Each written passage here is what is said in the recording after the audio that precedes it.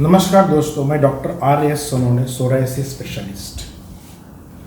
Psoriasis के know psoriasis to no psoriasis इस series में हम आपको सोराइसिस के बारे में जानकारी देते हैं ताकि ये जानकारी पाकर आप सोराइसिस से मुक्त हो सको। इसमें आज की जो पार्ट 20 की जानकारी हम दे रहे हैं, इसमें हम आपको बताएंगे कि ऐसी कौन सी 5 चीज़ें हैं जो सोराइसिस पेशेंट को जाननी चाहिए, जो उनके डॉक्टर समझते हैं कि शायद ये जरूरी नहीं होगी, इसलिए आपको बताते नहीं है, लेकिन मैं आपको ये बताने वाला हूँ। और इसके ऊपर अगर आप विचार करेंगे, इसके ऊपर अगर अमल करेंगे तो डेफिनेटली आप अपना सोराइसिस अच्छे तरीके से कंट्रोल कर सकते हैं। सबसे पहली बात, अगर आप समझते हैं कि सोराइसिस एक चमड़ी की बीमारी है, ये चमड़ी तक ही है, तो आप गलती कर रहे हैं। सोराइसिस चमड़ी की बीमारी नहीं है, ये एक पुरानी क्रॉनिक इन्फ्लेमेटरी डिसीज है जो पूरे शरीर को ग्रस्त कर सकती है, जिसमें शुरुआत तो स्किन से होती है, लेकिन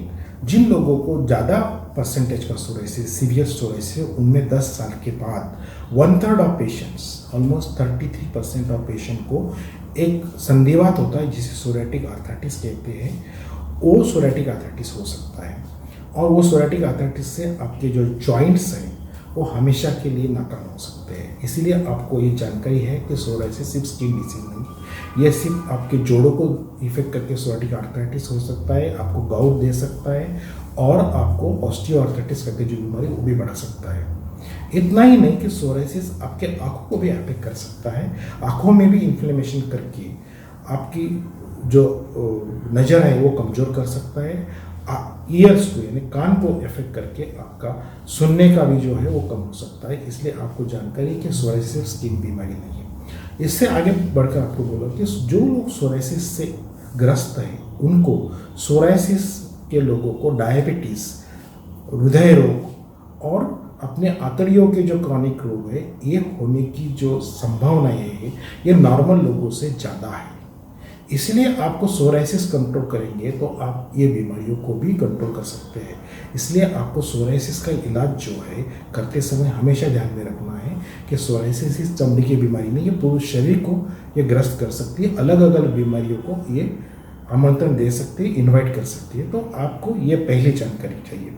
दूसरी जानकारी ये है कि सोराइसिस ये चमड़ी की बीमारी है, शरीर की बीमारी है, लेकिन इसका ये संलग्न है, बहुत नज़दीक इसका नाता है आपकी मानसिक अवस्था से।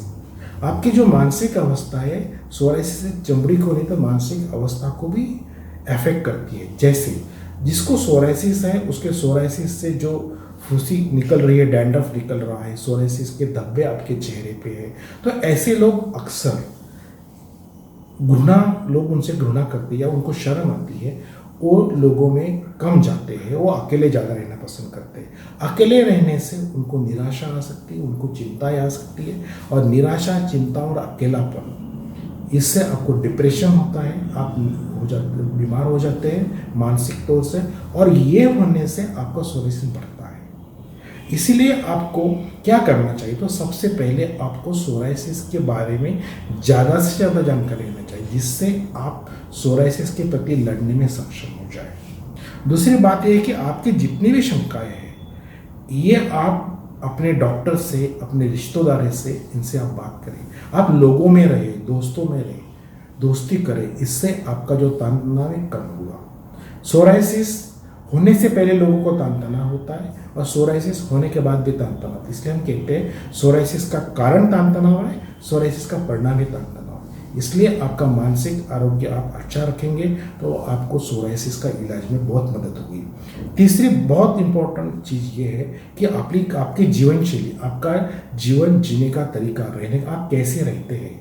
तो सोराइसिस हालांकि सिर्फ चमड़ी की बीमारी है, लेकिन ये अचानक हवा में से नहीं है। सोराइसिस एक लाइफस्टाइल बीमारी है। आपके जीवन में, आपके रोज के जीवन में आप जो चीज़ करते हैं, जो नहीं करते हैं, दोनों चीज़ें सोराइसिस बढ़ा सकती है, सोराइसिस कम कर सकती है। इसलिए आपको आपके जीवन में वही चीज़ें करना है जो आपको सोराइसिस कम करे। जैसे सबसे पहले हम आहार के बारे में बोलेंगे। आप जो खाते हैं, तो ऐसा कोई ठोस रिसर्च नहीं है जिससे हम बता सके कि ये खाना खाने से आपको सोराइसिस कम होगा, लेकिन बहुत सारे लोगों का अनुभव ऐसा है कि मेडिटेरियन डाइट का मतलब होता है कि जो डाइट जिसमें ऑलिव ऑयल है, जिसमें गेहूँ कम है, जिसमें जो है आपके स्प्राउट्स है या फिर हरी सब्जियां है, जिसे प्लांट बेस्ड डाइट, जो प्लांट से बना हुआ जो डाइट है, जो धान है प्लांट से बने हुए, ऐसे धान अगर आप खाएंगे, आप अगर फल सब्जियां खाएंगे और आप ऑयल जैसे ऑलिव कम ऑयल यूज़ करेंगे तो आपको इस खाने से फायदा होता है।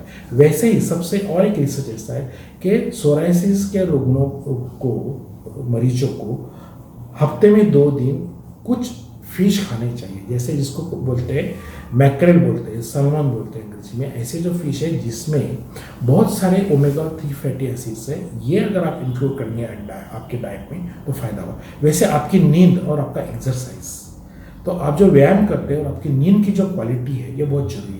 आपको अच्छा नींद आने के लिए मैं हमेशा कहता हूँ कि 7 से 8 घंटे शांत सोना चाहिए। इसका मतलब ऐसा, सोने से पहले 2 घंटे आप पूरा काम बंद कर दो, टीवी या मोबाइल देखना बंद कर दो, फिर आपको अच्छी नींद आएगी और वो जो नींद है वो आपको सोराइसिस अच्छा करने में फ़ायदा करेगी।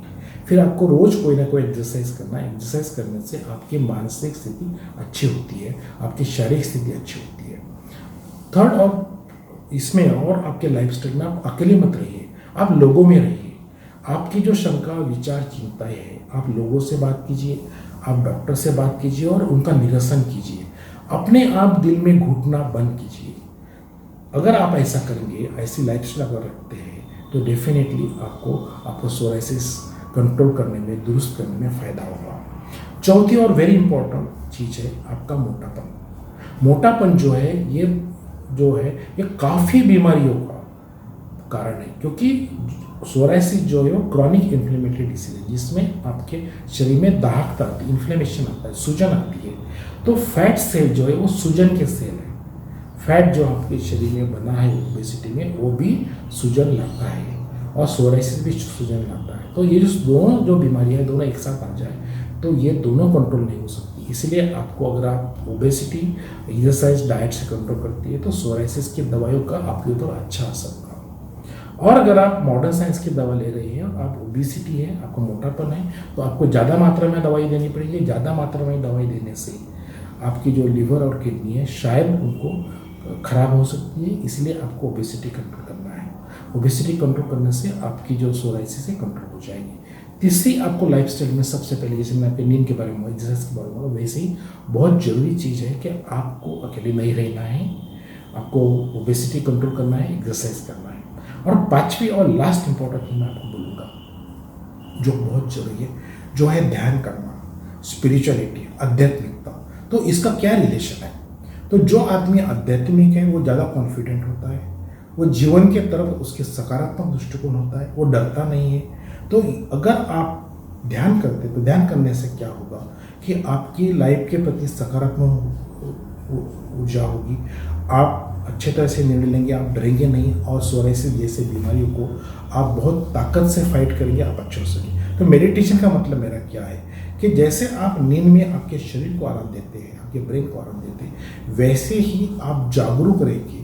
दिन में 15 से 20 मिनट एक जगह बैठ के शांत रहकर आपके विचारों को आप शांत कीजिए। आपके विचारों को शांत करेंगे तो आपको आपके इसमें जीवन में बहुत सारे बदलाव आएंगे। ये मेडिटेशन आप करके देखिए और आप शांत रहिए। आपको जो मेडिटेशन अच्छा लगेगा वो कीजिए, लेकिन मेरे हिसाब से मेडिटेशन का मतलब ऐसा है कि आप दिन में 15-20 मिनट एक जगह शांत बैठे, जिसमें कोई विचार नहीं आ रही है, विचार भी आ रहे हैं तो आप उनकी तरफ ध्यान नहीं दे रहे, आप शांत हैं। ये अगर आप 15-20 मिनट रोज करते हैं तो इस टाइप का मेडिटेशन या आपको जो पसंद है वो मेडिटेशन कीजिए। आपकी दवाइयाँ, आपको सोराइसिस कंट्रोल करने के लिए आपको फ़ायदा होगा। नमस्कार। ऐसी जानकारी जानने के लिए आप हमारे YouTube चैनल, फेसबुक को ज्वाइन होइए और ये जानकर ही आप सोराइसिस से मुक्त रहिए। नमस्कार।